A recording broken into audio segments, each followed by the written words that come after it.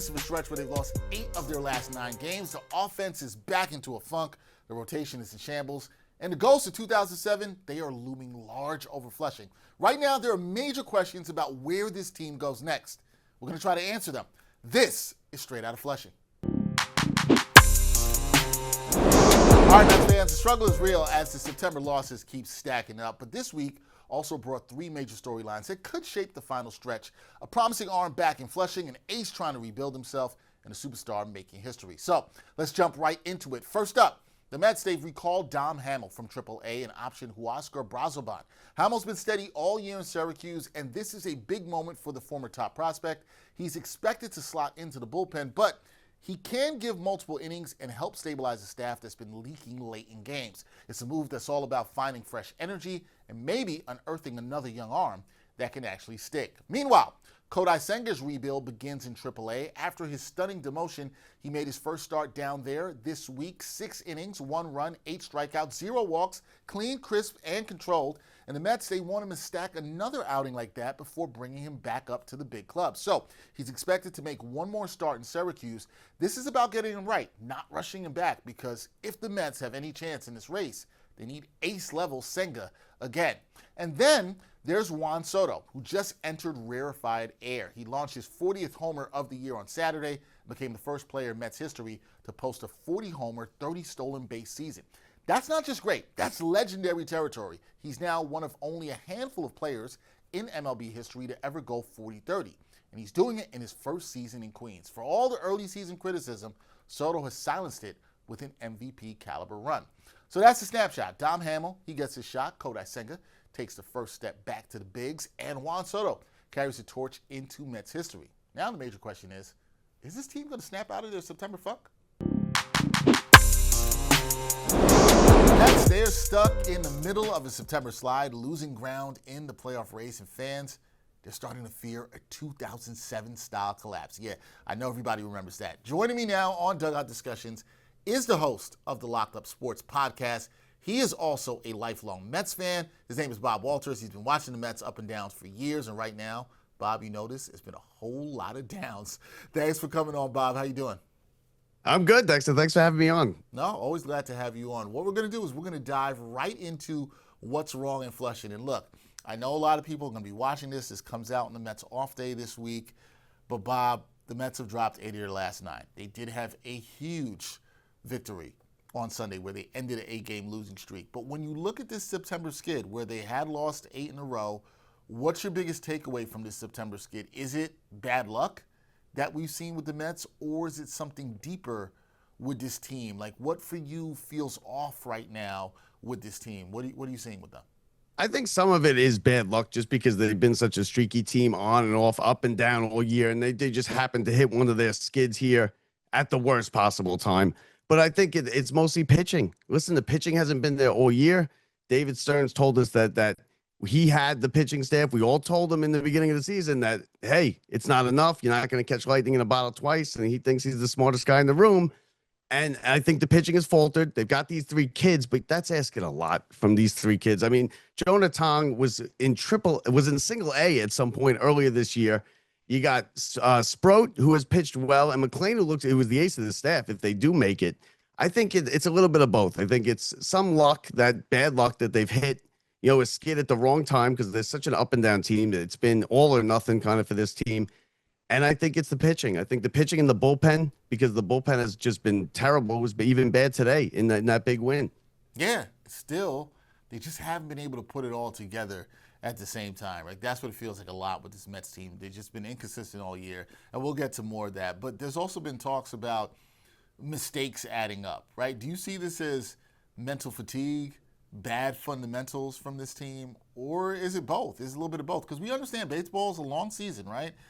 You're going to have some mental fatigue there, but good teams fight through that. So what do you see? Is it, with all these mistakes we've been seeing, whether it's at the plate, whether it's the pitching, it's starting in the bullpen, is it mental fatigue, bad fundamentals, or both? What do you say? I think it's a little bit of bad fundamentals. The mental fatigue is going to come in, but what the other teams have played 150 games as well since the start of the season. So you gotta fight through that. I think they're not as good this year. The magic isn't there. They're not having they have guys who they've sent down to the minors. They got nothing out of the third base this year. They got really nothing out of the catching position. Like I said, the pitching has been an issue. And I think it's just kind of a mental fatigue. The fact that they've been up and down all year. A baseball team is going to look like when a baseball team's in a slump or a player's in a slump, it's going to look like he's not trying. And a lot of fans will say, hey, this guy's not trying. He doesn't care. The Mets don't care. They care. Okay. They hear all the outside voices. They hear you. They hear me. They hear us all talking about the collapse. It's just that when you're not hitting, it just looks terrible. And they haven't been hitting, and the pitching and the relief pitching has been bad. When they get a lead, they blow the lead. When they do, when they pitch well, they don't score runs. They lost that 1-0 game the other night. It kind of just doesn't feel like it's there like it was last year. Yeah, no, it doesn't feel that way. And I'm glad you brought something up there, Bob, because I think a lot of times when I've been hearing this in the last week or so from Mets fans, oh, this team lacks heart.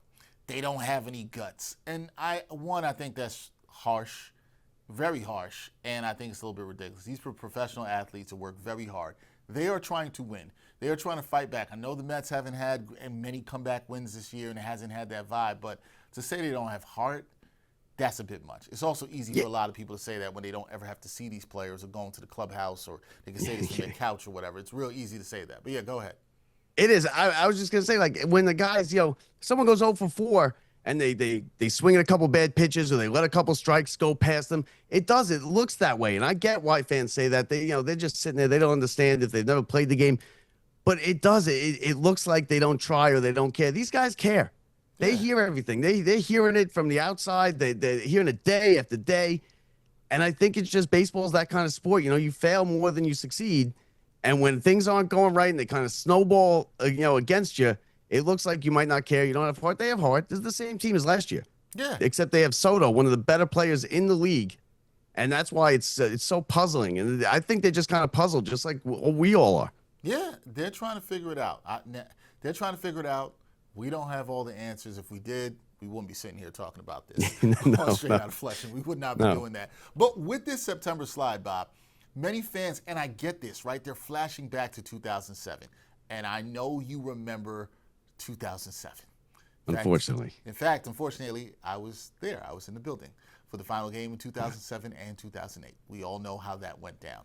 Do you think the comparison of this team to the 2007 team that blew the lead in the NL East, they were up 7 games with 17 games to play, do you think that comparison is fair, or do you think it's a bit of an overreaction by the fan base? I think it's an overreaction. I think that was like a sudden 7 with 17 to play. They just blew it. They lost. They went. I have it right here. They went. They're 3-9 this year in September. They lost. 12. I think 12 of 17 in September that year. It was one of the all-time collapses. This is a slow burn. This has been a collapse that's been building over the last 3 or 4 months since that date that we all have of June 12th when Senga got hurt. This is more of a slow burn, and it's not the same. It's not as big of a collapse. You also got to remember that we were coming off of 2006 with Beltran looking at strike 3, and then, of course, 2008 happened, so it was 3 bad years.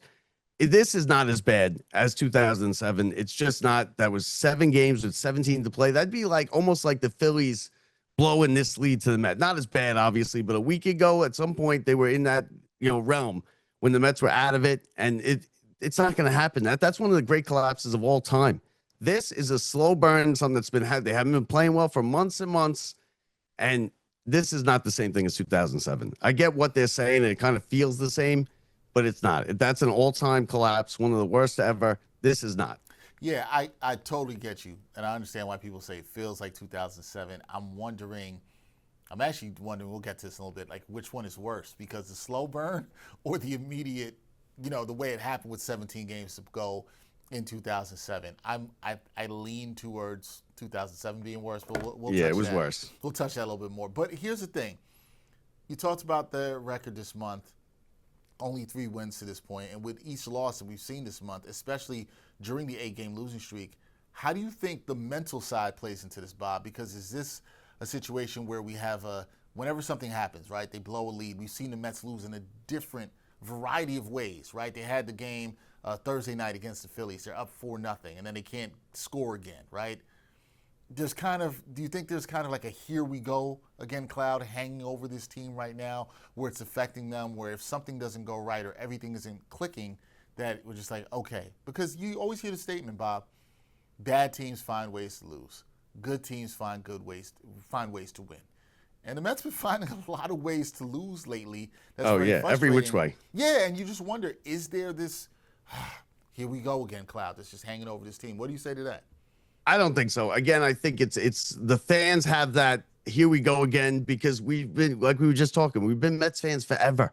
We've seen this. This is kind of like, oh, we feel this. These guys, they didn't grow up Mets fans. They're 20-some-year-old kids. They don't go back to talking about Beltran and all that. That's like where the here we go again comes from because we've lived it for our entire lives, right? We've seen this a million times. I don't think the players have that. You're only like the saying says, you're only as good as your next day's starting pitcher. Momentum only goes as far as your next day's starting pitcher. I think it's just they're hitting a rut at the wrong time. They're a streaky team. They're not a very good team, right? They're not like this powerhouse that they last year was a surprise. They got big years from Vientos, from Alvarez, from the kids. The pitching kind of all came together. This year you add Soto, and he's been worth every penny. I don't think these guys feel it like we do. Like, it's the Mets. We're the Mets. Here we go again. Here we go again. I think they just hit a rut, and it just so happens that they lose every which way. Maybe a little bit it comes into play in the an 8 or 9 game losing streak like they've had.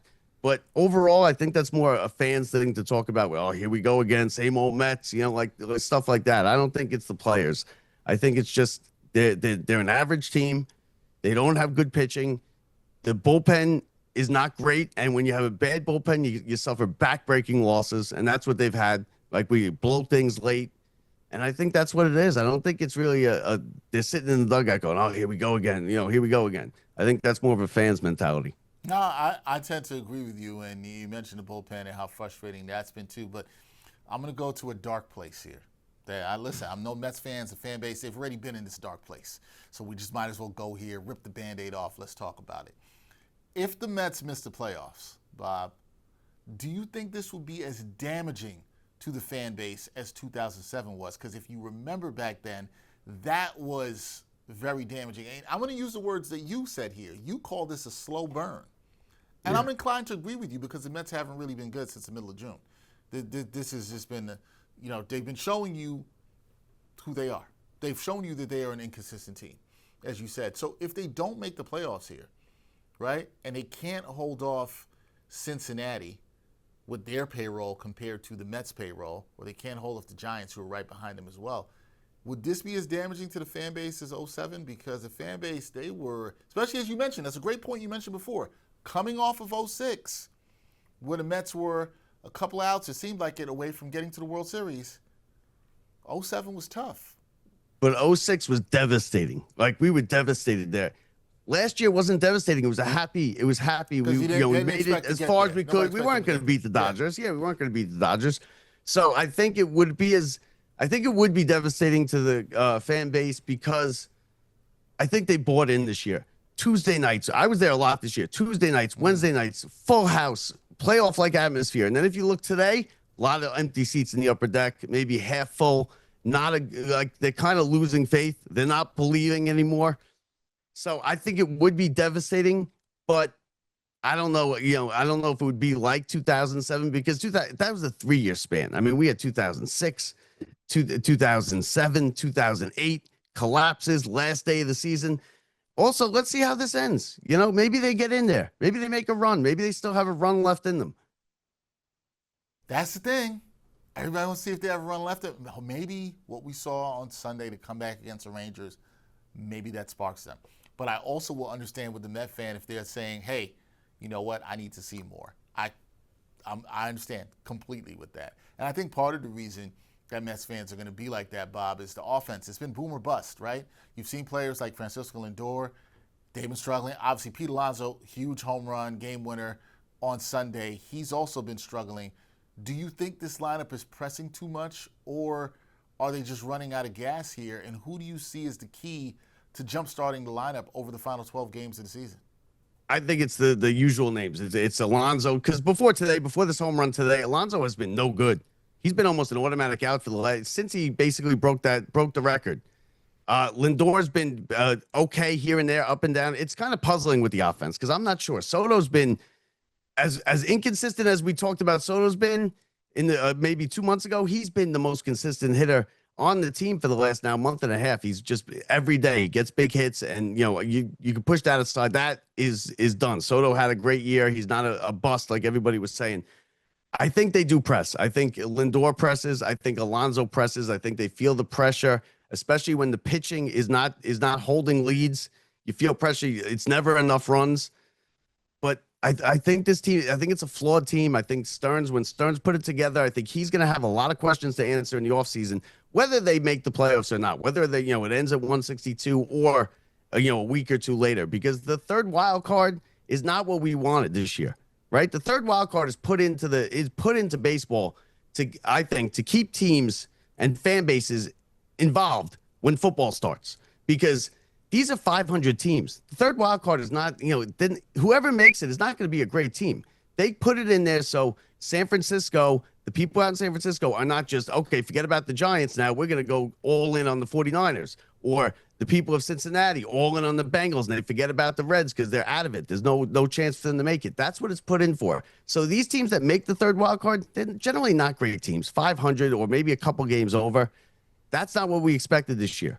We expected to compete for a championship, and I don't even, whether this team makes it or not, I don't see them competing for a championship. They aren't that kind of team. Yeah, it's interesting because I think the way some people are looking at it too, they're kind of now become, the way the Mets have played this month, they've become almost ambivalent. Like, if they make it, if they don't, because I don't see this team really competing for a championship. The only thing I'll say and push back on that is we've seen teams sneak in. We saw the Diamondbacks a couple of years ago. We saw the Rangers. We've seen teams. So the Mets last year. Yeah, the Mets last year. So we've seen teams. Now, to be fair to those teams, and I think this is part of the point you're making, those teams were playing really good baseball down the stretch, right? As they got in, yes, they were winning games. It didn't look like this. And I think because of the way it looks, and you're 100% right about the Mets fan base not wanting the third wild card, they had bigger aspirations than that. Oh, we'll take it. At this point, we'll take it. You'll take it. We'll take okay, the third so wild card. Absolutely. Some people are like, they're not going to take it, but you'll take it. Because you could get on a run. There could be a run. Listen, this team they have the talent to make a run. Now, me saying they're not a championship team, I mean, they could, obviously, but they just haven't played like it. Over 162 games, you get the feel of a team, right? Right. They go up and they go down. Yeah. They score 18 runs against the Marlins, and then they lose the 3 out of 4 in that series. They sweep the Phillies, then they lose like 8 out of 10. It's just been so inconsistent. It really has been. And it's frustrating to watch. No, well, I understand why it's frustrating for the fan base for sure. Now, on the pitching side, Bob, Jonah Tong, he had a rough start on Friday night against the Rangers. There's been some chatter about whether to even give him another start. Do you think that he should stay in the rotation? I think we all knew with these young guys coming up, there was going to be some growing pains. Do you think he should stay in the rotation? Yeah, at least give him one more chance. I mean, right? Like, it's what do we? Who's the alternative? Senga, who's pitching in the minors, or Clay Holmes?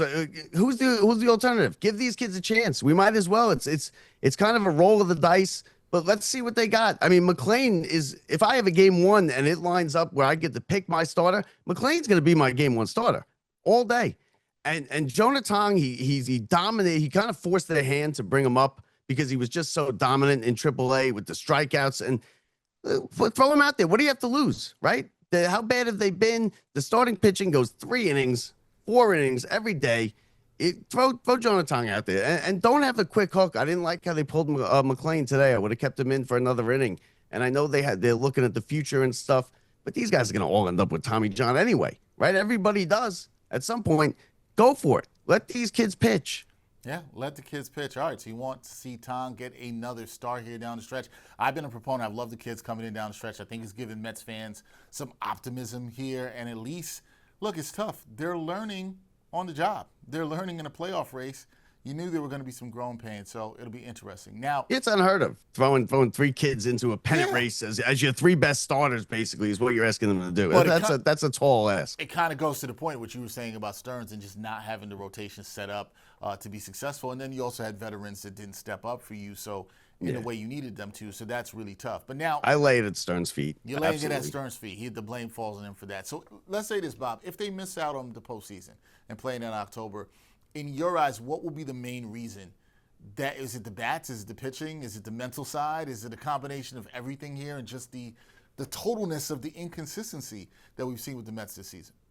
I'm going to stick with what I've been saying with Stearns. I think it's the pitching. The starting pitching, yeah, it was good to begin with. But since, after the first month or so, it's either been injured or mediocre to bad. The bullpen was terrible.